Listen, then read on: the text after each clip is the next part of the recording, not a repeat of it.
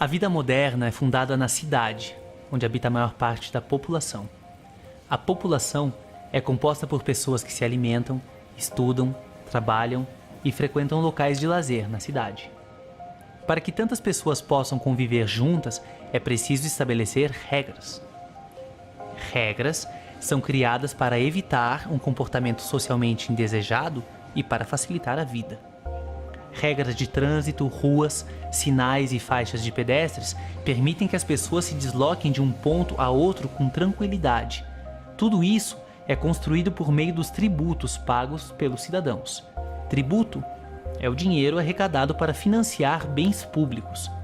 Bens públicos são aqueles que beneficiam a todos, sem beneficiar ninguém em particular. Quanto melhores os bens públicos, mais felizes os cidadãos. Brasília é uma cidade, e seus habitantes precisam se deslocar. Para que a cidade funcione bem, é preciso um transporte eficiente. Existe hoje em Brasília 1.200.000 veículos de todos os tipos. Destes, 1.100.000 são carros, caminhonetes e motocicletas. Os ônibus correspondem a 0,7% dos veículos que circulam na cidade. Os ônibus públicos correspondem a 0,3%. Existe na capital federal 250 carros para cada ônibus público e um carro para cada 3 habitantes.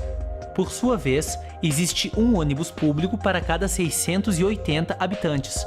Nos últimos anos, o governo federal estimulou a indústria automobilística e permitiu que o preço das passagens subissem. Por isso, a população de todo o país comprou mais carros.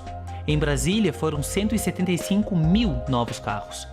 Para cada neném nascido no Brasil, 2 carros novos são colocados nas ruas. O excesso de automóveis gera engarrafamentos.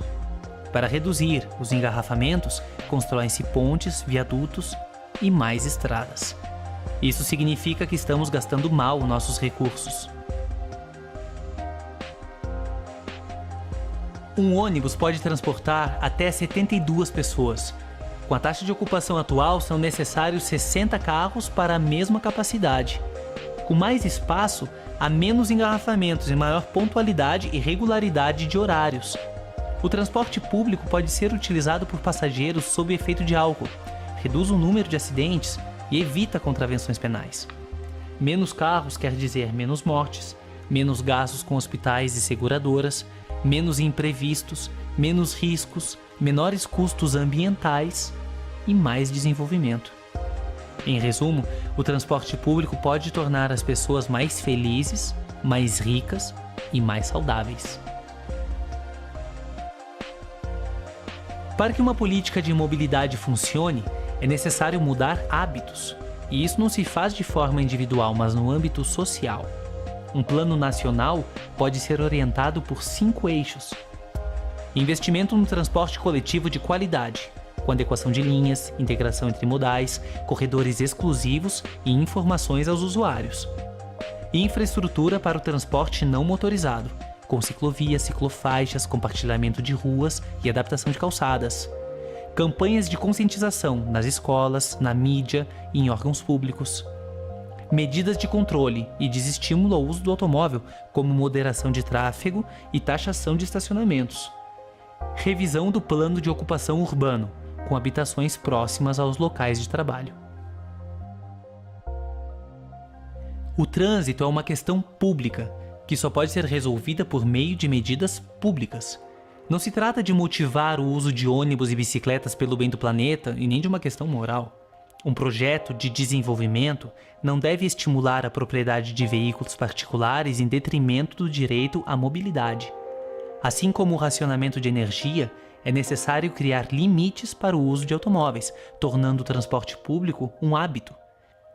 Para que isso funcione, o sistema precisa melhorar muito e oferecer alternativas atrativas de deslocamento.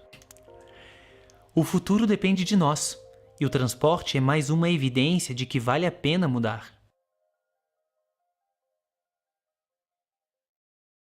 O futuro depende de nós.